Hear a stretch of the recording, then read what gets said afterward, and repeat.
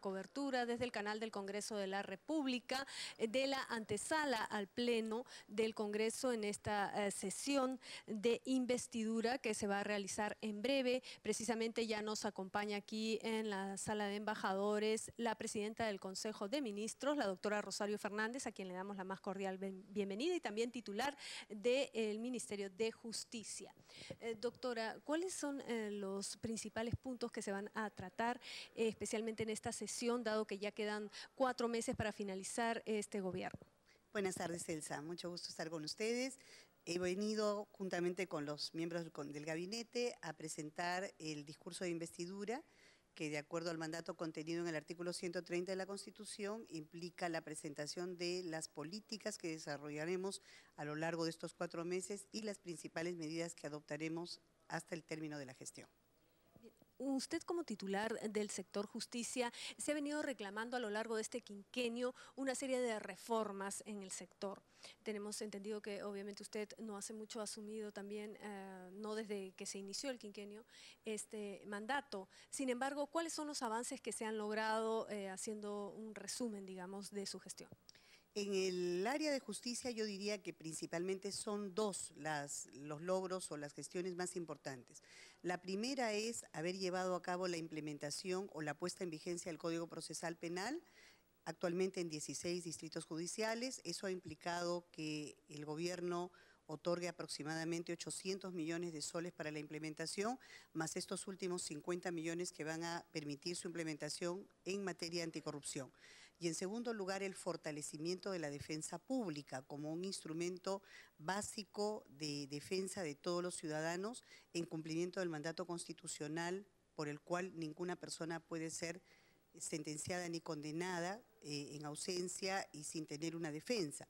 En este caso se cumple con ese mandato, no solamente otorgando defensa a quien carece de recursos para hacerlo y defenderse en un proceso donde es implicado como procesado, sino también otorgando defensa o asesoría legal gratuita a las personas en materia de derecho de familia, alimentos, derechos personales, el derecho a la identidad y varios otros que hemos venido desarrollando a lo largo de estos 5 años.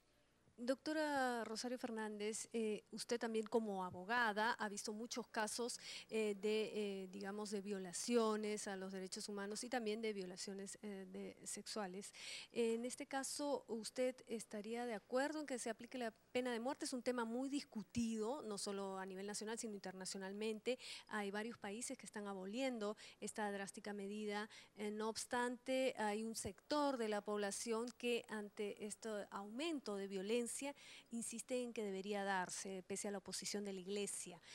¿Cuáles serían en todo caso los mecanismos? Tal vez una cadena perpetua, trabajo forzado. ¿Es posible cambiar en ese sentido la legislación, poner drásticas sanciones sin llegar a esos extremos?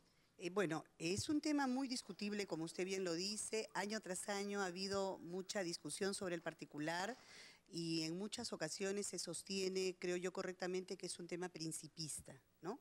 Sin embargo, creo que la legislación tiene que responder también a los reclamos sociales. En este caso, nosotros desde el Consejo de Ministros hemos alcanzado no hace mucho una propuesta de reforma legislativa mediante la cual se da mayor cobertura a las personas para protegerlas, o mejor dicho, para sancionar a sus agresores. Es decir, por ejemplo, la cadena perpetua era solamente hasta los 10 años. Nosotros estamos elevando esa valla hasta los 14 años y así sucesivamente, ¿no? Porque creemos que sí es necesario todavía aplicar penas muy ejemplares que permitan proteger mucho más a los ciudadanos. Creo que las medidas más duras son, en el fondo, medidas de protección a los ciudadanos.